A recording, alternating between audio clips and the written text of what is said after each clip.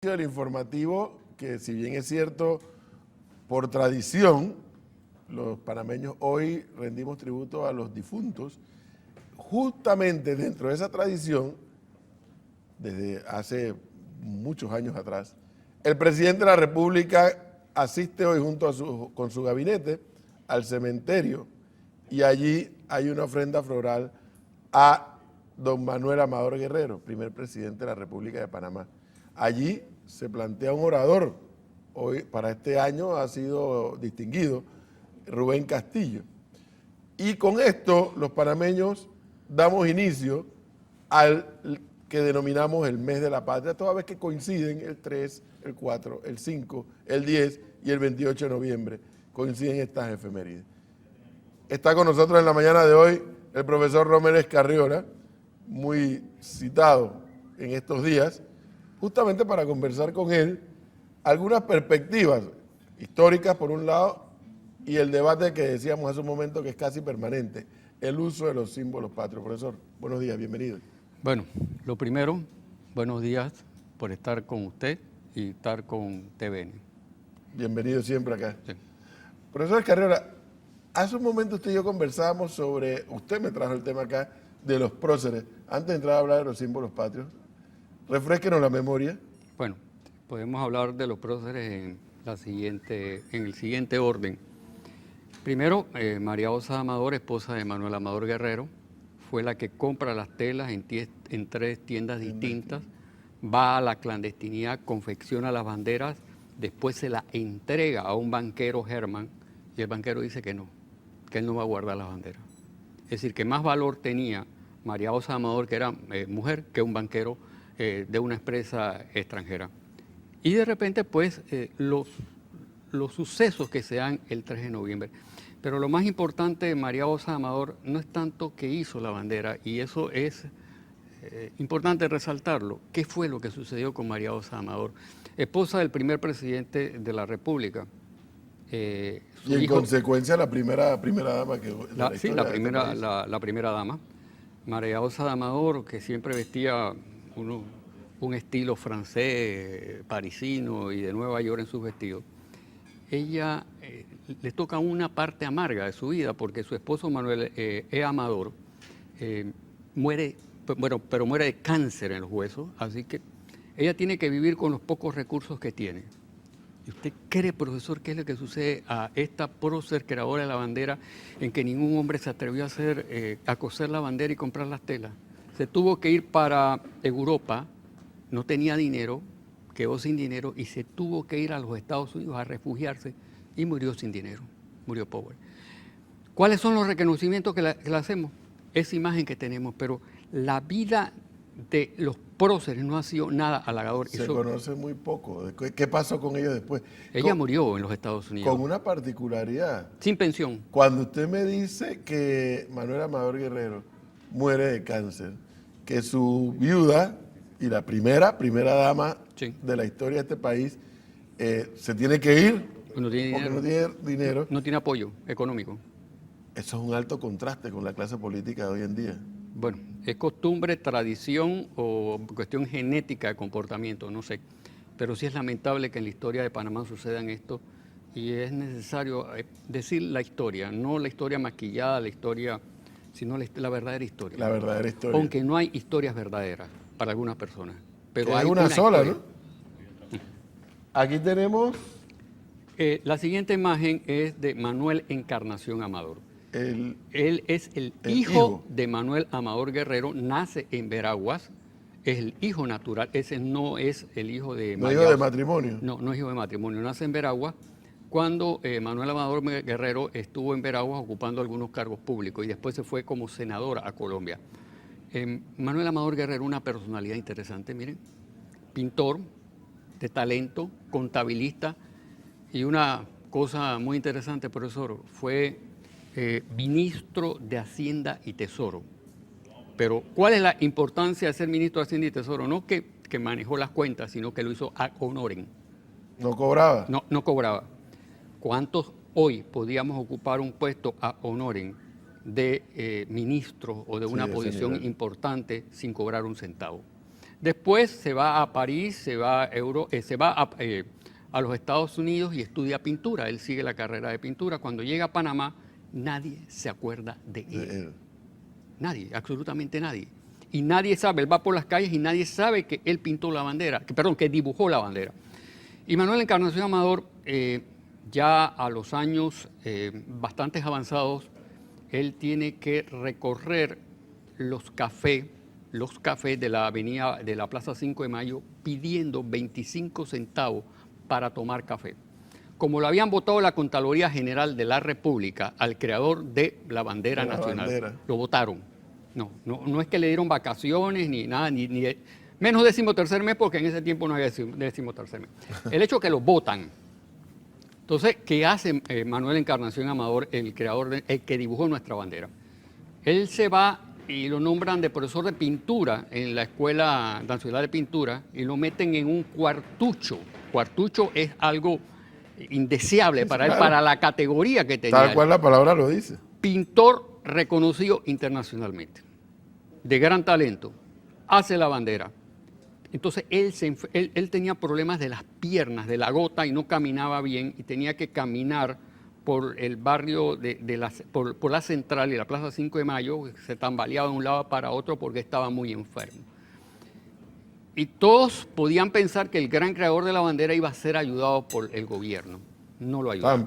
Tampoco lo ayudaron. Qué contraste ahora cuando tenemos tantos subsidios por todos lados. Sí. Y de repente él se enferma y se cae en el Hospital Santo Tomás enfermo. Y va perdiendo la visión. Y él solicita una pensión. O sea, una pensión como cualquier panameño que ha ayudado al desarrollo de la identidad nacional, porque la bandera es un símbolo de la identidad nacional, no solo un símbolo sagrado. Entonces, Manuel Amador Guerrero cae en la cama del Hospital Santo Tomás y empieza a pedir la pensión. Profesor, ¿usted cree qué fue lo que sucedió? Él en la cama pidiendo la pensión.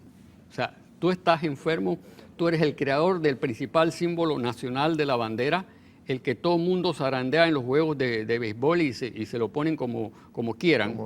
Como quieran, pero que los institutores marcharon dignamente con ese símbolo nacional a la zona del canal el 9 de enero del 64. A mí lo que me llama la atención y hasta me da mucha tristeza con esta historia no conocida que nos está contando el profesor Romer Escarriola es que en el tiempo no hemos dejado de ser mezquinos los panameños con nuestra propia gente.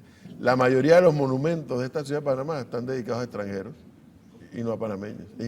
Es dramático eso. Y no es un problema de xenofobia. No, por supuesto que no, por supuesto que no. Yo quiero seguir conversando con el profesor Romer Escarriola. Profesor, al final de la historia, ¿qué pasó entonces con todas estas personas? Quedaron en el olvido, el Estado no se preocupó por ellos. Bueno, ni pensiones, ni jubilación, ni nada.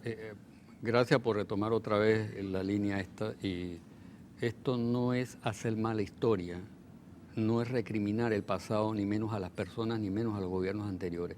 Es tratar de resarcir la memoria de estos panameños. Y esto no es un problema que va más, es un problema que va más allá de la simple mención de los nombres. Es un reconocimiento. Manuel Encarnación Amador queda en el Hospital Santo Tomás y pide una pensión. Se está quedando ciego. Y lo más interesante de todo es que le dan la pensión, se la dan, pero el día después que muere. Qué bárbaro. Sí, el decreto, él muere, hoy es lunes, él muere el lunes y el decreto sale el martes. Jamás. ¿Esto en qué año, profesor? Eso fue en el 54 por ahí. Ya habían transcurrido una cantidad de años importante y ya el país para esa época... No, y además de eso, lo votaron de la Contraloría General de la República, que era contabilista, el que hizo la bandera. Murió ciego, no tenía plata para tomar ni siquiera un café. Ahora, que está... Viene otro prócer, es Santos Jorge, el que compuso el himno nacional. Tenemos aquí ahora. Es español, estudió en Navarra, en un conservatorio de mucho prestigio, vino a Panamá, fue director de la banda republicana, era el que hacía las retretas en Santana y en la catedral. Y eso era la gran atracción de final del siglo XIX, principios de la República. O sea, ver escuchar al maestro Santos Jorge dirigir el himno. Y él hace un cambio del himno ismeño al himno nacional. Sin entrar en detalles, él hace la instrumentación nueva del himno nacional. Y es nombrado, para resumir un poco, porque vamos a llegar al momento más crítico de la historia de este ciudadano, que él lo nombra el presidente José Domingo de Valdía, con grandes méritos por haber sido el creador del himno nacional. Además, como no teníamos himno, tenían que asistir las legaciones extranjeras para reconocer a la nueva república. Y él en un momento, ¿qué hago? O sea, tienes que interpretar el himno, y había un himno que se llamaba el himno ismeño, lo saca y empieza a interpretar el himno ismeño y toda la población empieza a aplaudir. Y ese himno ismeño se le hacen reformas posteriormente, que es el himno nacional. Es una instrumentación de 4x4, es un himno marcial. Y no quiero decir militar, porque cuando uno habla de militar la gente se disgusta. Y ese himno marcial tiene una composición que debe ser invariable y no puede se cambiar. Debe tocar. La nueva ley establece que la composición del himno nacional no se debe tocar. Y ahora todo el mundo quiere transformar el himno en reggae, el himno en no sé qué. La otra vez una artista nacional, que a mí me merece todo respeto, hace una presentación en los Estados Unidos y canta el himno nacional. Primero, lo cantaron sentado, el himno jamás, de los jamases, ni el Papa Francisco que esté en una interpretación del himno nacional se puede sentar. Porque y lo también hicieron es un jefe de sentado Estado. y con la bandera de Panamá inclinada. Que nunca se puede inclinar. Nunca se puede inclinar. La bandera no se inclina. La bandera estaba así inclinada. Ahora estamos discutiendo si en billete de lotería estaba así, de esta forma o así. Sí. Entonces, la bandera estaba inclinada. Profesor, antes de que se me acabe el tiempo, déjeme mostrarle la otra imagen de otro de los próceres, porque ya el tiempo se nos viene encima. Max Lenn. Aquí tenemos a... Max Lenn era un ciudadano alemán, dibujante, pintor excelente. Él es el verdadero pintor del escudo nacional. Sebastián Villalaz no pintó absolutamente nada, y me perdonarán, pero el que tenga un libro en la mano y se meta al internet y que aparezca que Sebastián Villalaz pintó el primer escudo, eso es mentira. No fue Sebastián no. Villalaz. Y entonces, profesor, ¿qué Ese hacemos? es el originario y primitivo escudo, el que aparece ahora mismo en pantalla en la televisión. Ese escudo fue presentado y modificado por Max Lenn. Ese fue una obra artística de Nicanor Villalaz, que la dibujó. Quien pinta el escudo es Max Lenn, que no es panameño, es alemán. Esto no le quitamos los méritos. Para nada. Sí. Entonces, como había que reducir el escudo, porque para sacarlo en un sello o en una moneda era muy difícil, entonces va en la noche a la casa Nicanor Villalaz, a la casa de Max Lenn, le toca la puerta y le dice: tengo que resolver ese problema, resuélvelo. Y a las 5 o 6 de la mañana Max Lenn había hecho las reformas al escudo. Y su hermano Nicanor Villalaz no estaba en Panamá, no pintó nada, estaba en el Ecuador. Ahora, Max Lenn, no borren de los libros de historia y del internet todo lo que digan que Sebastián Villalaz pintó ese primer escudo. Sebastián Villalaz pintó el segundo escudo, no ese primitivo escudo, que eso se discutió y se modificó. Bien, ahora, ¿qué le pasó a Max Lenn? Max Lenn es la historia igual que los otros próceres. Max Lenn también se está quedando ciego y enfermo. Era profesor de la Escuela Profesional de Dibujo, un gran pintor, un hombre con una energía en sus composiciones artísticas. Caramba. Entonces, Max Lenn está enfermo y pide una pensión. Entonces, esa pensión, hay documentos en la asamblea donde se demuestra que él pidió la pensión. Ahí viene qué pasó. ¿Qué le pasó? No le dieron la ¿Tampoco? pensión. Tampoco. Y ¿Estamos hablando de 1900? Estamos hablando de 1930, que él empezó a enfermar. Entonces, Max Lenn, el que apareció anteriormente en la imagen, dice: yo me voy de Panamá. No quiero saber, y adivina, no sabemos dónde está enterrado. No sabemos. No sabemos. Profesor Carriola, Falta lamentablemente el tiempo aquí es inexorable Y entonces yo he quedado aquí en una sola pieza con el señor Max Lane. Max Lane, alemán, que después Gatón nos dieron en la escuela primaria que era el señor Nicanor. No, Sebastián Villalaz pintó el segundo escudo, no el primer escudo primitivo que fue reformado. Bueno, esa es la ventaja de hablar con la gente que sabe. Los demás andan por ahí hablando un poco de cosas, aquí están los que saben. Oiga, ¿qué va a hacer estos días de 3 y 4 y 5? Voy a estar cerca de la presidencia transmitiendo. ¡Ah, no! Yo le iba a suscribir aquí para mañana, que a mí el señor Aris me ha mandado para allá. Ya. Como yo no le caigo bien, entonces me ha mandado allá 3, 4, 5 y 10 de noviembre. Pero nos queda un tema pendiente y yo creo que antes que termine el mes de noviembre ahora pueda regresar para seguir hablando entonces de los símbolos patrios. Sí, ya no solamente ahora de los próximos. Yo sé que el tiempo sí, ya se me aquí acabó, pero diga para terminar. Si el pueblo panameño conoce un ejemplo, la bandera no se puede, se debe mantener airada, erguida con toda ¿cómo dice? Bueno, ejemplo, profesor, perdone, si yo agarro esta bandera y la churro ahora, ¿qué pasa? ¿Usted se pone bravo? Probablemente. No, probablemente, claro que sí, y cuidado que me saca del canal. Sí. Yo agarro esta bandera ahora mismo aquí, que la tengo. Vamos a ponerla así. Rapidito, profesor, rapidito. Okay. Y le empiezo a churrar. Sí, claro. Y los compañeros aquí a lo mejor le van a caer encima. Usted, los camarógrafos, ¿qué me van a hacer? Sí. Se van a claro, porque se sienten ofendidos. Se sienten ofendidos. Ahora, ok. Rapidito. ¿Por qué yo agarro un acordeón y hago? No le gusta que la pongan el acordeón. No, pero estoy achurrando la bandera.